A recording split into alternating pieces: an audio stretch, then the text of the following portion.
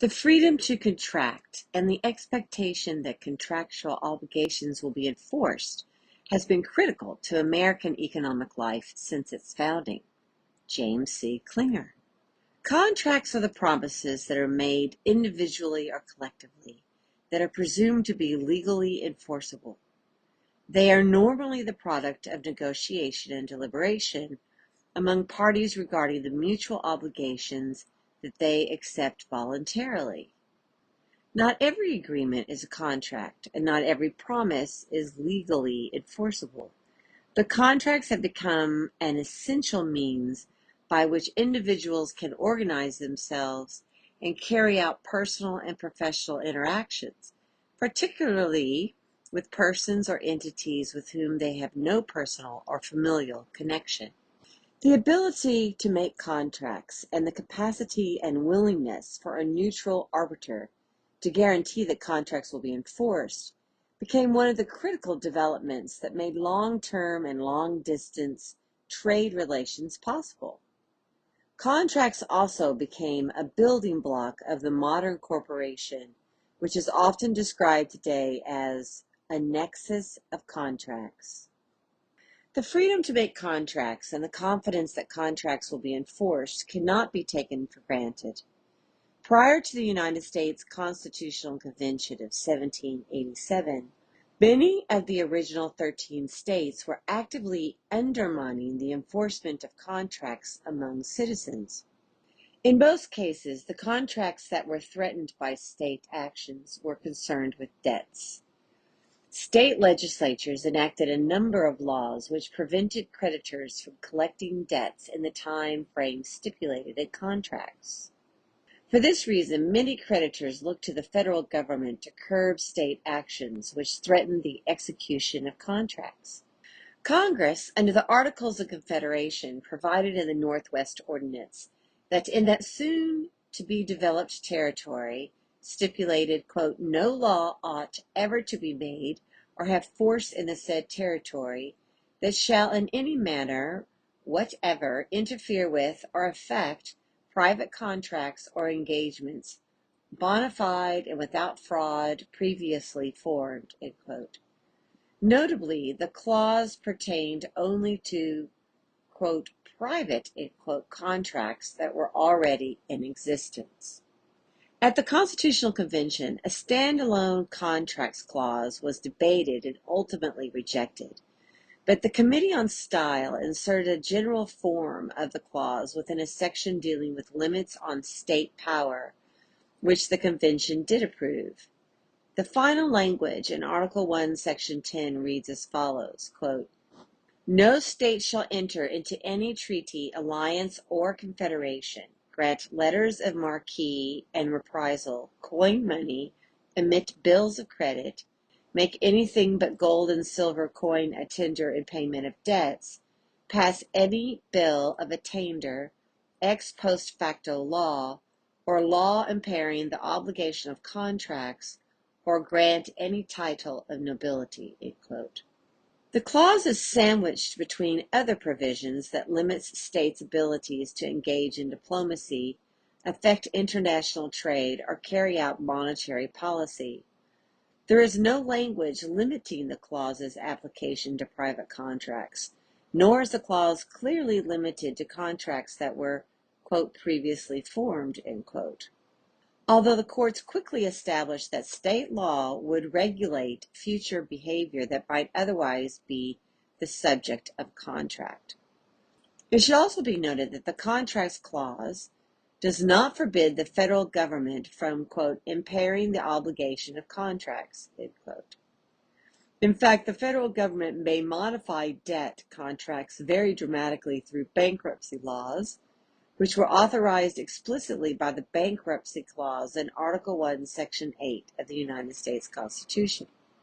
The clause was applied in some early cases of the Supreme Court. In 1810, the court ruled in Fletcher v. Peck that the state of Georgia would not revoke a previously issued land grant to private parties. This ruling established that the Contract Clause applied to both public and private contracts. A few years later, the court more clearly asserted the constitutional protection of contracting in the case of Dartmouth College versus Woodward.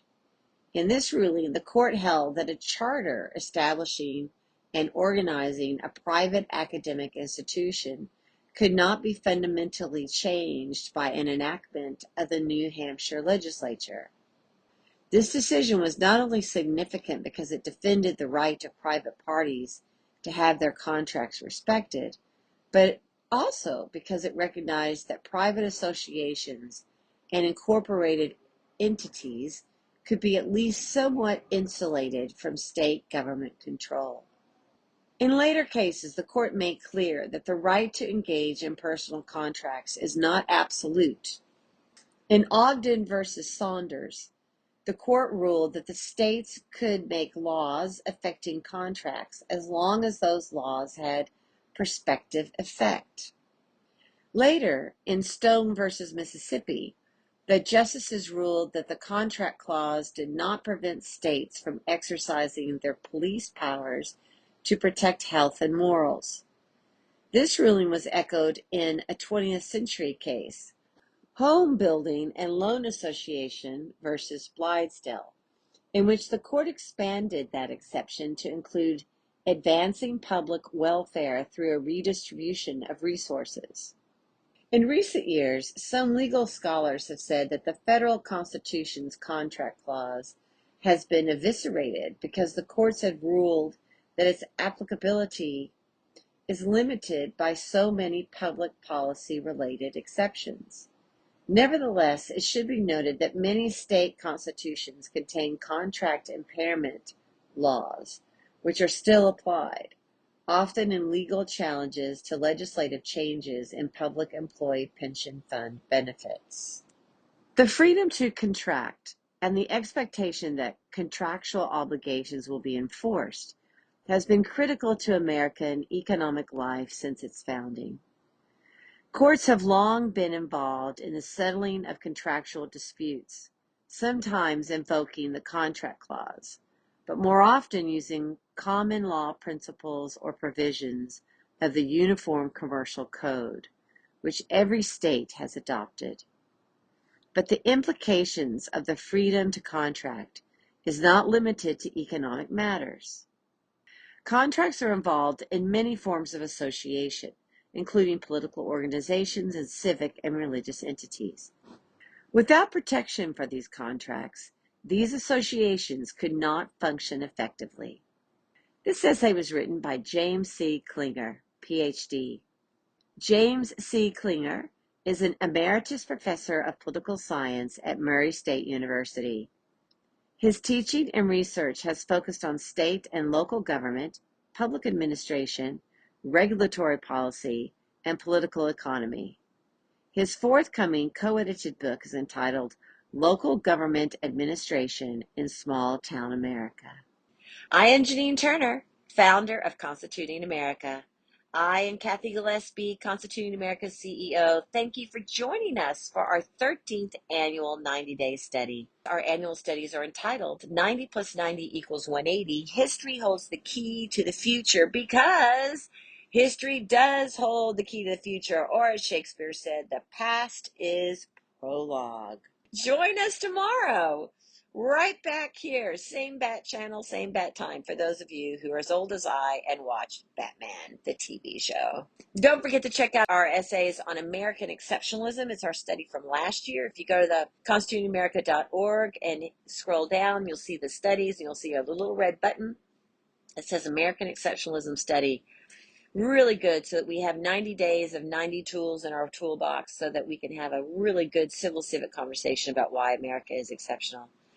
Have a great day. We thank Amanda Hughes for championing these wonderful studies and for Bobby Rodriguez for editing these wonderful essays and sending them out there into the universe. Have a wonderful day.